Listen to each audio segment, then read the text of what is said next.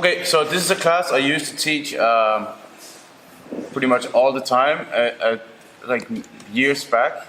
This has like been kind of a stable go-to class for me for many years. Back at the early camps, at least, I was always kind of teaching this because this is what I teach for all my own students at home, and this is kind of what I make everyone go through. But I've been teaching at the camps for a while, and then I got a little bit bored with it, and I didn't do it for maybe 30 camps at least or something.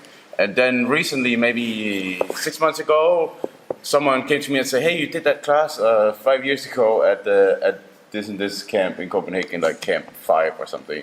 And he had been kind of using it since, and he said, "Could you do it again, maybe to refreshen it?" And then I remembered, oh yeah, that class, I totally forgot about it. But then thinking about it, then I realized that I still do this thing. This is kind of everything I do to hold top position.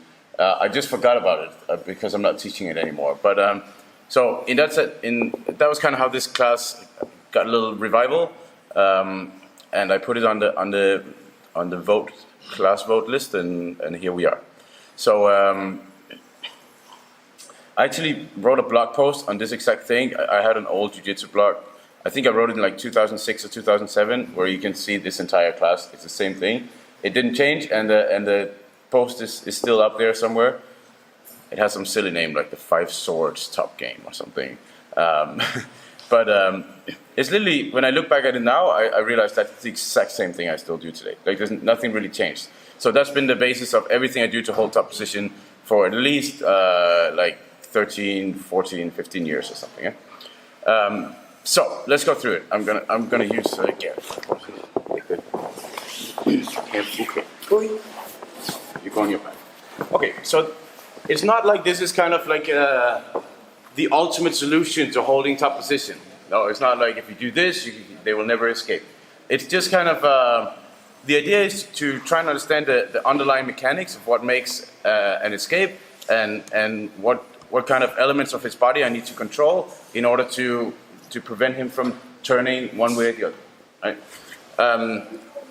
So it's more like a few tools you can have in your toolbox, more than it's like a system or a solution or anything. It's just kind of easy tools you throw in your toolbox, and you can use them in all kinds of situations, right? So let's consider what he needs to do to escape, right? In general, he's got like 3 ways of escaping. He can either reverse the position, he can go to his knees, or he can pull guard. Those are kind of like the 3 main options, right? Or stand up in certain cases. But in general, like his main thing that he's looking for is try to get to his knees or pulled guard, right? Reverse the position is kind of a little bit in a different category, and that is not like the most efficient way in most positions. So for the most efficient way for him to escape is usually to get to his knees or pull guard, right? Again, this is not like the ultimate universal solution, but I think in general it helps me quite a lot. So for him to get to his knees or to pull guard, he must create some kind of space, right? We're not even there yet. For him to get to his knees or pull guard, he must create space between us, right? So if there's a vacuum between us in any kind of position, for him to go to his knees or pull guard, this is not possible, right? There must be some kind of space between us so that he can like pull his knees to his chest or get to his knees, right? So for him to create that space, he's got 2 options. He can either move me or he can move himself, right? And there's a huge difference in like how much energy he needs for either of those, right? For him to move me, he needs to basically kind of push me off, which is not very efficient, compared to moving himself, which is by far the most efficient option, right? So imagine something heavy lands on him. You can imagine it's me. He can either try to like bench press it off, or he can just hold it and kind of squirm out, right? There's a huge difference in how much energy he needs. So for him to create space, he must move himself. Right? For him to move himself, he must move kind of his center of gravity, right? So if he lays flat and he just moves his arms, like nothing is really happening. And if he moves his legs, he's not going anywhere, right? So he needs to move his hip, the center of his body, right? To create that space. For him to move his hip, he can't really be flat on his back, right? So if you stay completely flat and you try to move your hip, try to go sideways, he's not really going anywhere, right? I know this is a long explanation for him. So for him to move his hip efficiently, he must go on either side. So if he can turn on his side, now he can really move his hip a lot, right? Like this. Yes, beautiful demonstration. Right. So you see, for him to escape efficiently, going to his knees or pull the guard, he must create space. To create space, he must move his hip. To move his hip, he must get on his side, right? So with that kind of formula in mind, if I can control, control which way he's going or defend him, like prevent him from rolling either way, then I'm a long way in terms of defending his escape, right? It doesn't mean he'll never escape, but it's going to make it way more difficult for him, right? So when I'm on top, in any top position, I always look at where is he trying to turn. And then I use these tools that we're going to go through to either prevent him from turning or letting him turn one way that I want, right? So in that sense, I kind of try to dictate the game. So, with all that said, we're just going to start really simple.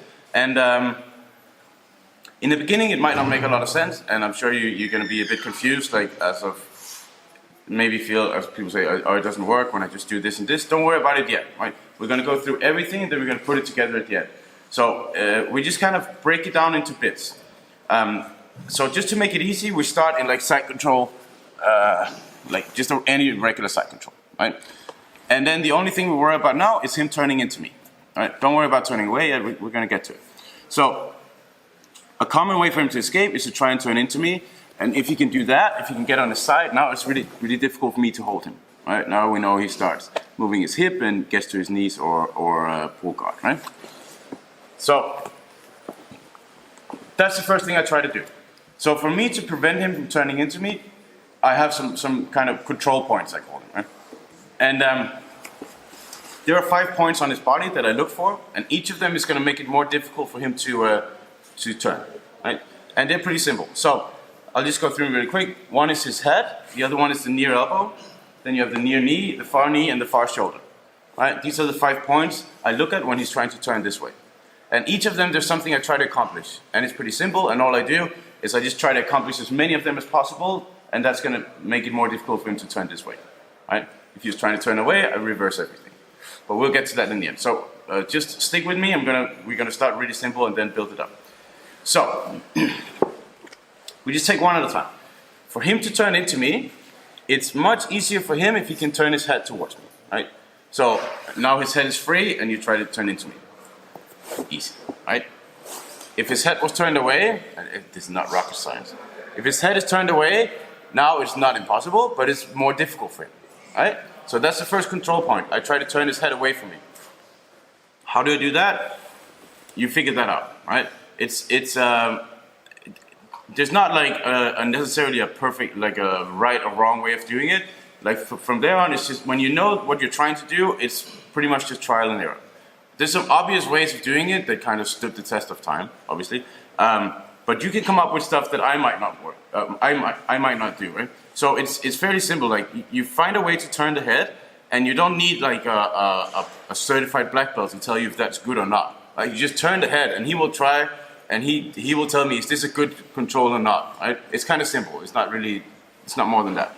So obviously, some simple ways of doing it would be like a crossface, right? We all know this one. That's why the crossface must be on the chin and not on the neck.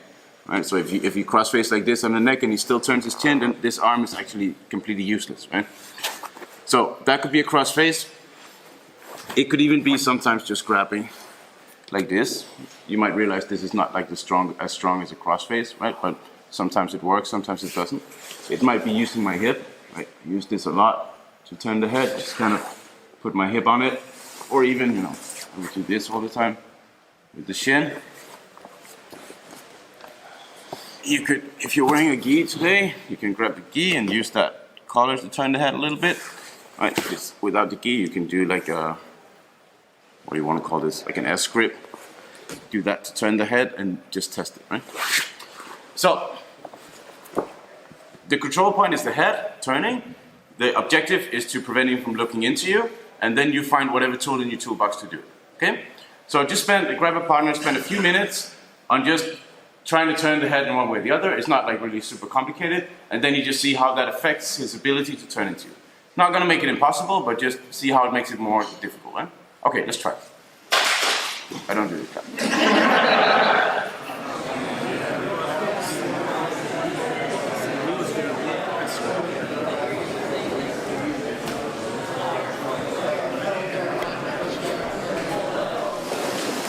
All right, obviously don't try to escape at this point, and no one can hold you just by turning the head. But can everybody kind of see that if you turn the head, it makes it more difficult to turn the other way? Not really super complicated, right? And this is the whole thing. It's really not complicated once you kind of break it down. Now, the next control point I look at is the near elbow. And my objective with this one is to keep it from touching like his ribs, like that, right? So for him to get on his side, it's really difficult unless this elbow is tucked in, like that, right? So, how do I keep it away from the ribs? You probably know a few already. Like this is a classic to teach kind of beginners to pick up the elbow and catch it here, right? That's a classic. So what's the purpose of this? Is to keep the elbow away from the ribs to make it more difficult for him to turn in. So what do I need to do here? I obviously need to kind of vacuum that arm, so it's not going back, right? So for him to turn into me now, even without the crossface, that's kind of difficult, right? Another classic you might be aware of is something like this, you know? Like a kind of a sit-up, like a judo style underhook sit-up. I keep the elbow up. The more I keep it up here, he can't touch the ribs and he tries to get on his side, and that's difficult, right? So what is my actual purpose of this? Is that I pull this elbow up high so it doesn't go back down. Right? And there's a bunch of things you can do. You can even just pin it like this, you know, with the shin. This kind of it's not like the most efficient way of doing it, but it just makes it a little bit more difficult for him to get the elbow to the ribs and then turn to his side. Right? And you will see like different pins with the shin or stuff like that. You can even do like a sit out like this and use the hip. This is also kind of a classic thing, but now you know why. It's because it keeps the elbow away from the hip. That's why this position really sucks if you get the elbow underneath like that. Now it's really difficult to hold the position. Right? Other situations you could end up in would maybe just be like this, you know, like you put your chest on it. It's the who's your daddy grip. Like, there's many ways of doing it. Right? So, control point is elbow. Objective is not touching the ribs, and you find out how you do that. Right? Okay, let's spend a few minutes on that. Who was clapping?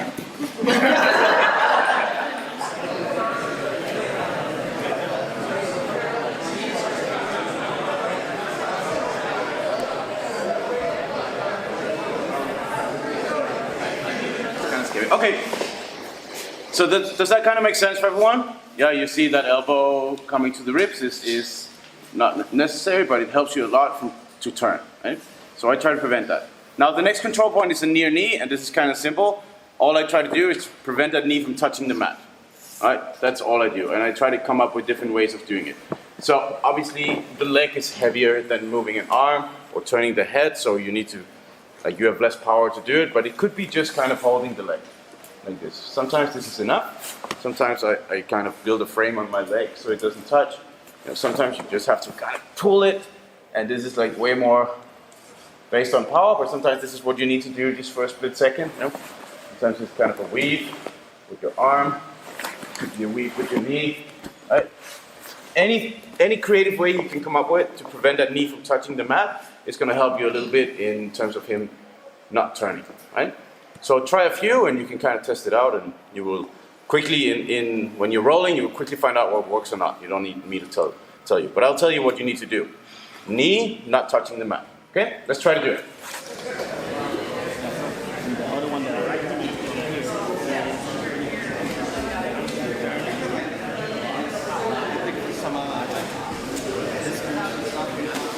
All right, not complicated, right? So, head, near elbow, near knee, and next one is the far knee, right? So, what I'm trying to do with the far knee, it's obviously this one is maybe the most difficult to control because it's kind of far away, and it's a big, strong part of the body, yeah? But what I try to do a little bit is just imagine this a center line, and I just don't want it to cross the center line, right? If I can do that, I can kind of make it a little bit more difficult for him to turn into me, right? So ways I could do this are not that many, but I could maybe even grab the pants and push it away. Sometimes like lock out my elbow. This gives me a little bit. I could also kind of, almost like I cross-face the head, I would cross-face the leg. But what about the inverted triangle? Yes. Yeah, of course. There's always something, right? But this is mechanically what I need to do just to prevent him from turning this way. I could also, this kind of leg weave will do the same thing, prevent the knee from going that way with the arm, with the leg, even with the foot sometimes I'll be here. So I think this is the one with the least options, right? And the most difficult control. But what I try to do with it is just to prevent it from crossing the middle, right? So let's try that. Go.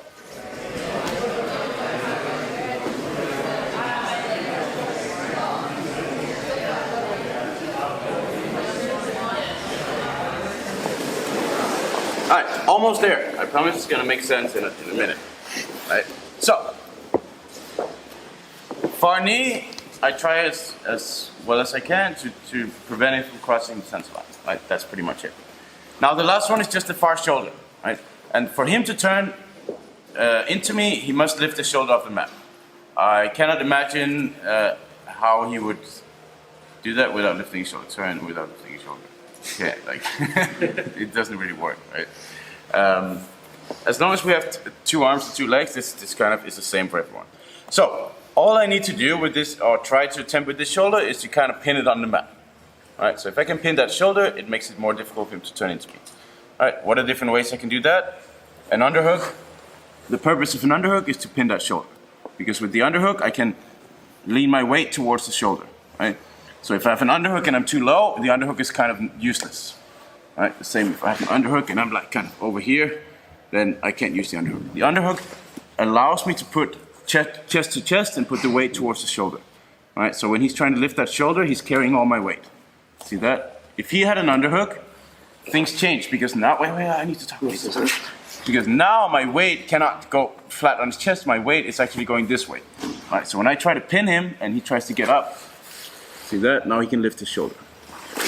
That's why you want an underhook. Right? That's the purpose of an underhook. Like that, right? It could also be using the gi. Or if you're wearing some gi like that, this is the same thing. It's like an underhook with cloth. Right? Sometimes it's even just kind of putting my head there, like that, pinning it. Sometimes I'll do something creative like this. I don't know. I think I saw this in a catch wrestling book from Sweden from the 20s. Like a hold like this. And like, oh shit, he's just pinning that shoulder, huh? It's a pretty good grip, I used it all the time.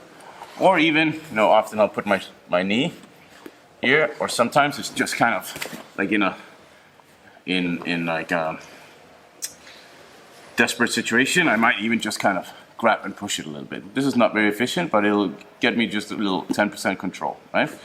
So, right, so just kind of play with that. Different ways of making that shoulder heavy so he can't lift it, so he can't turn. All right? That's the last one. Do not clap. 1, 2, 3. Ah.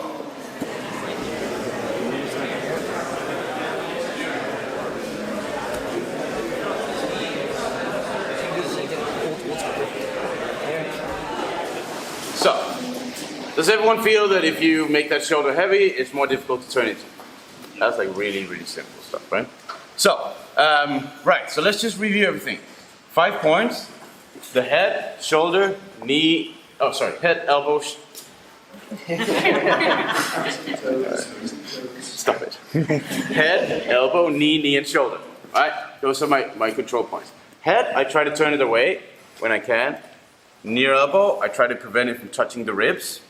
Near knee, I try to prevent that from touching the mat. Far knee, preventing it from crossing the center line. Far shoulder, I prevent that shoulder from lifting. Right? Those are the 5 main control points. If you're wearing a gi, there's a few more, but it's based on like him wearing specific clothes. So you can't really call that a fundamental mechanic, right? So these are the 5 points. So let's just go through them one at a time. So for him to get on his side, he needs to do what? 1, turn his head to me. 2, tuck his elbow. 1 at a time. Turn the head, tuck the elbow, touch the knee on the mat, cross the center line, and lift the shoulder. Right? So this was 35-minute explanation of his rim position. That's probably the longest explanation ever. So that's all that he needs to do, right, to get on his side. So with this knowledge, we now know that the entire battle for top versus bottom in every position is the battle of these 5 points, right? So all I do when I'm on top is that I fight to control as many as possible, right? Yeah, there is like some, if you fight kids or you're like super huge, you can probably take all 5 and just kind of do this, but that's not really realistic. So whenever I'm on top, in whatever position I'm always just fighting to control these 5 points, right? And what he needs to do on bottom is to fight to free them all the time, right? So that's the entire battle of the top versus bottom, right? It's these 5 things. So whenever I'm on top or on bottom for that sake, there's like a number in my head, and this is the only thing that goes on in my head when I'm on top. There's a number from 0 to 5.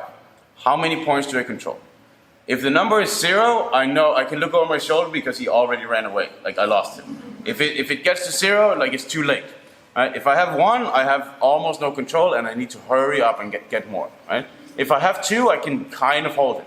If he's good or bigger or something, he's probably going to get out very soon. Right? So I can't. If I have 3 or more, I can relax and I have like super strong control. Right? So in this sense, I can always analyze the situation from a mechanical point of view and not from like a fixed position A, position B, position C, but I just look at the numbers and the control points. And when he's on bottom, he's just doing the same thing. How many of these 5 are free? And if the number is 5 for him on bottom, he just walks away. Right? If it's 0, he's like, okay, maybe just find your happy place and wait for the top person to move and find the time to get out, right? There's no kind of muscling out of me controlling all 5 points, right? So that's the entire game. So with this knowledge, we can kind of analyze top positions on the go, and also when you learn a top position or you're trying to teach it, right? So what I want you to do now is a little drill. You grab your partner, and then you just pick like a few top positions that you're comfortable with. And then you look at them and see, what am I actually doing? Why is this a top position? Why does it work? And what do I need to do to maybe improve it or make sure I stay there? Right? So a real classic that you will teach beginners is like a cross-face underhook thing, right? Like this. Right? Of course, there's some more details. This is not like the end-all solution. You need to worry about the guard, keep your knees in, balance and stuff. But this is the basics of the position, right? It's a cross-face and an underhook like this. So this is a position that I'm comfortable with, and now I look at it. How many points do you control? It's not like a trick question, guys. 2.1, maybe. I have the head, I'm turning the head, and I'm underhooking like to pin the shoulder. I don't really have his elbow, right? His elbow is free to touch the ribs, right? So this is kind of like an okay control. I can kind of hold him because the number is 2. It's not like the best. As we know, you can kind of stay here. If he sucks, I can stay here for a while. If he's good, he's probably going to get out pretty soon, right? That's because the number is 2, okay? So what do I need to do? Now I know what I'm doing. Now I know the mechanics of this position. What do I need to focus on? Turning the head is really important, that I don't allow him to turn it back in, right? So my only focus with this one is that my shoulder is really turning his head, like pushing his kind of cheekbone or his chin. If this one is a little bit weak, or maybe if I'm pushing all I can on his neck and he can still kind of look up and turn his head, it has no purpose, right? So if he managed to get his chin out, now I only have 1 control point, which means he's just getting out in a second, right? So when I'm here, I need to focus on that, right? The other point is this point. So what do I need to do with this point? I need to always make sure that my weight, of course not overreaching anything, but that my weight is kind of moving towards the shoulder, right? Because of the underhook. So now my weight is towards the shoulder a little bit, so when he tries to lift the shoulder, I should feel that he's lifting my weight. Right? Let's try to turn it to me a little bit. That's it. Right? If my weight was a little bit too far back, and this is possible, I know this underhook is worthless. Right? It has really no purpose at this point. So, and then I can maybe even think, like, how can I improve this position? And a classic will be to pick up that elbow, like that. Right? So now I went to 3, and now I know, why does this position work? Because I have 1, 2, 3. Right? What do I need to do with that arm? Don't give him any space to pull it back in. If he pulls it back in, and I don't know, I don't notice, then I just went down to 2, right? But if I don't realize that he just won one of these points, he won that elbow, the fight for that elbow, then maybe I won't even notice, and then he's gonna get out, and I think, this position is shit, right? But if I understand the mechanics, I know I need to keep that arm super, super tight, right? I know that's a fight. That's a fight we're having. The fight is him pulling that elbow down or me keeping it, right? So I better just like vacuum it, right? So you grab your partner and you just go through like 1, 2, 3 top positions that you really like. Let's stick with kind of variations of side control for now. Once we go to mount and stuff, it kind of differs a little bit. So just to keep it really simple now, and for the first class of this, I prefer just to start with side control. So just do like variations of you being in side control and look at it and think, why does this work? What am I actually controlling? What do I need to focus on to keep this position strong? And what does he need to do to get up? All right? 1, 2, 3. That's it.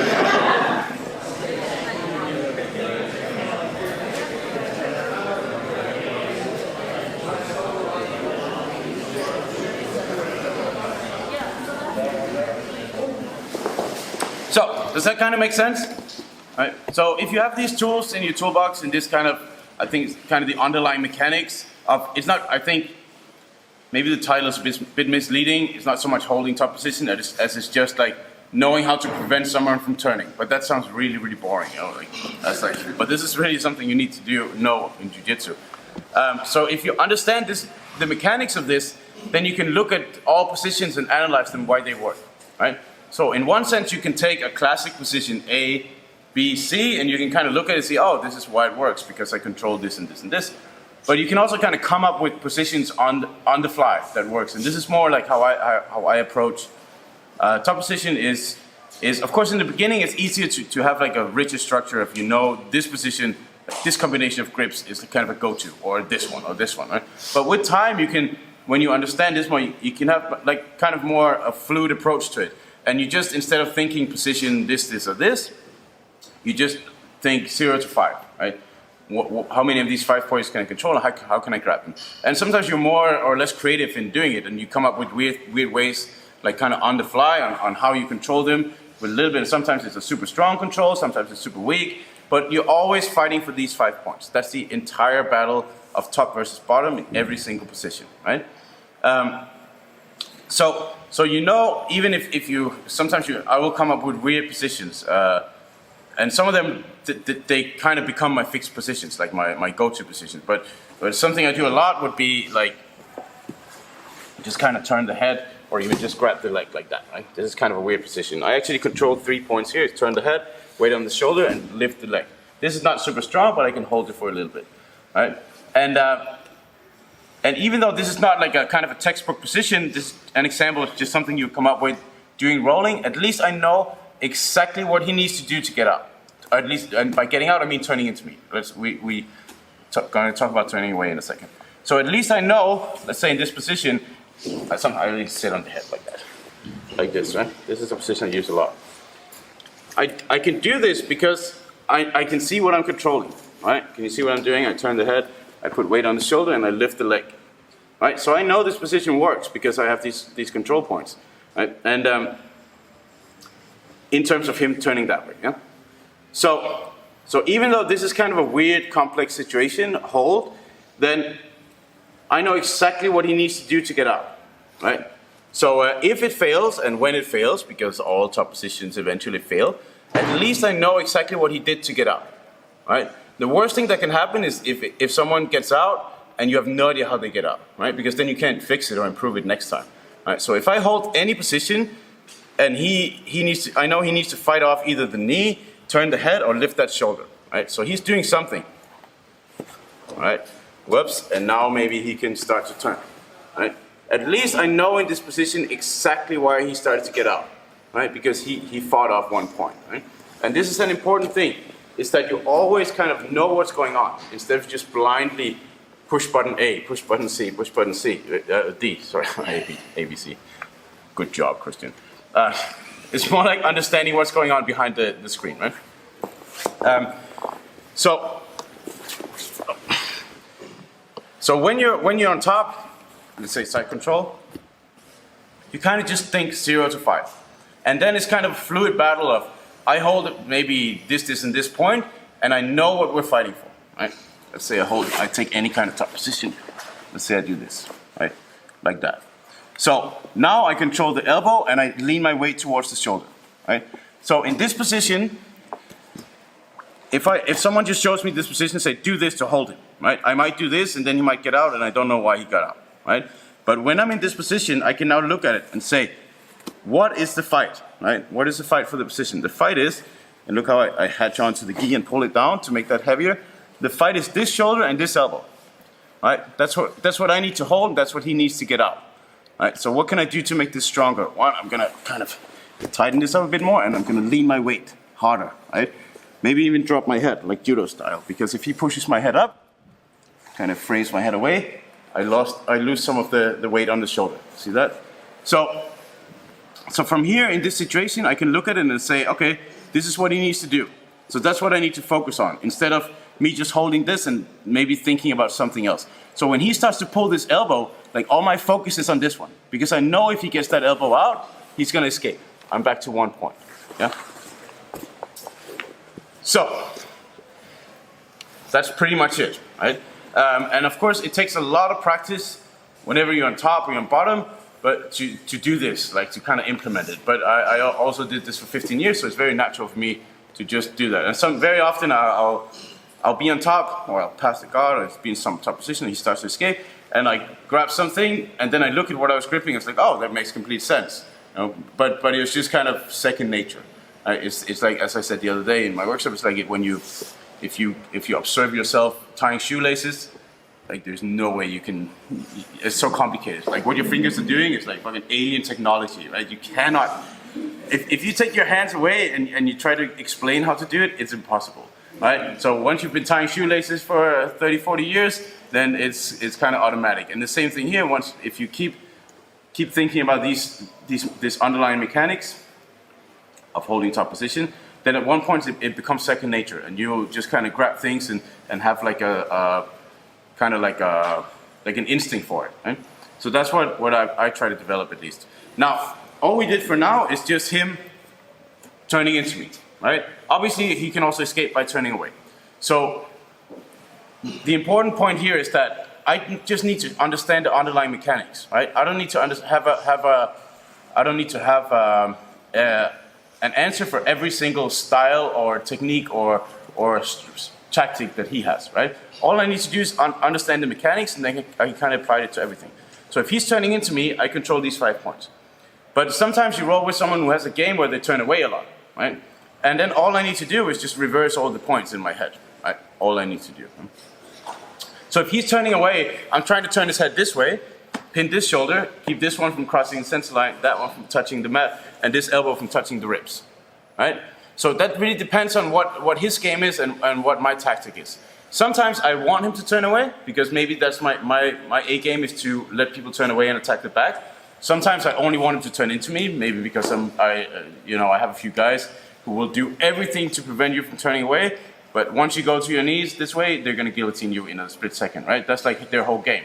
But again, the mechanics never change, right? What changes is the strategy. So if I roll with someone and I feel like, oh, he just really wants to get to his knees, or he's like a guard player, he really wants to pull guard, then I'm gonna try to lock everything off from him on this side, right?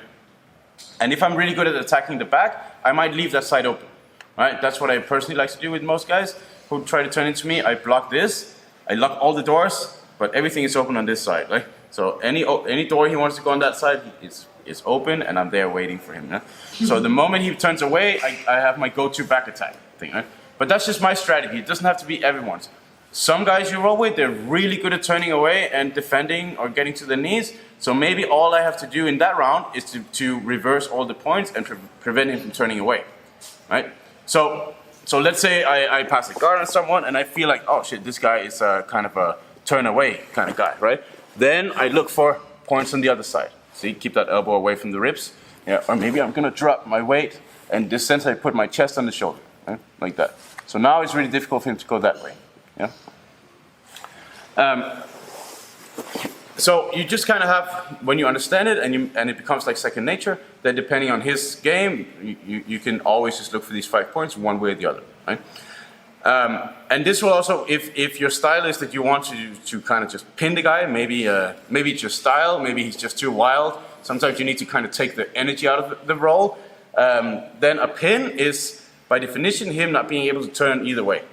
That's why you see pretty much all judo wrestling style pins. If you look at the position, it's based on controlling points on both sides. Right? So a simple pin I will do a lot is turn the head and control the elbow. All right? This is not like the strongest one, but I like to do this a lot. So you see what I do from this side, I turn the head. From the other side, I prevent the elbow from touching the ribs. All right? So this is just one option. It could also be like with my hip, like that. This is a super strong pin. Or the shin, I do this all the time. This is a strong pin. But you can kind of look at judo pin, see what this is? On one side, he can't touch the elbow to the ribs. On the other side, he can't turn the head. All right? So if you look at positions that are designed to keep someone flat on the back, that's what they do. Control points on both sides. Right? But again, the mechanics never change. It's a matter of like your tactic, like his style, and then you just kind of try to adjust to it. Right? So let's try for a little bit, just to drill a little bit. You grab a partner, and then you grab any top position, any combination of these, and then you try to hold it a little bit. Bottom person you have a conversation, bottom person will try to fight one off, and once you lose one of these points and the number in your head goes down, you try to switch to another point. All right, so let's say you lose that one, then let's say I'm here. It's a pretty good pin for me. I got 1, 2, 3. Maybe I lose this leg, he kicks it out, I take this one. Yeah, maybe his elbow gets to his ribs, I turn the head. See, right. Maybe he turns the head back, I grab the elbow, right, and I pin the shoulder with my weight. So this is very often like real life top control, is that it doesn't go into like fixed boxes of position, but you just kind of grab random stuff, and he try to fight the point also. So let's try to just play with it a little bit for a few minutes, and you'll definitely come up with good positions and really, really bad positions, right? But you will find out very quickly if it works or not. Okay? So no real kind of resistance, but just kind of have a conversation about it. Let's try it for a few minutes. Go.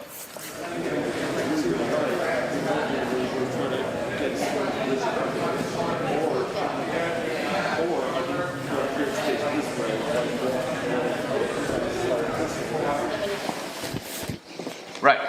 So this kind of goes for everything in terms of holding top position, right? Including him trying to roll me over, right? Because if he wants to roll me, do the roll escape, we only talked about kind of going to your knees or pulling guard. For him to invert the position by bridging and rolling in any way, he still needs to get on his side, right?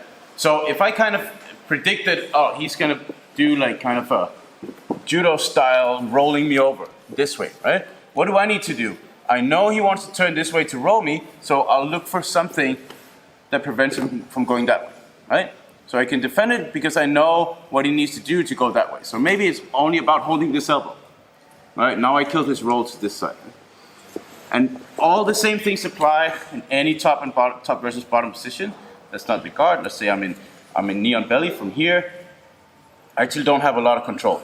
Right, so I could maybe lift this one to prevent it from crossing. I could put some pressure on the shoulder. I could control this arm. Right, knee and belly is more difficult because there's more space between us. Half guard is the same thing.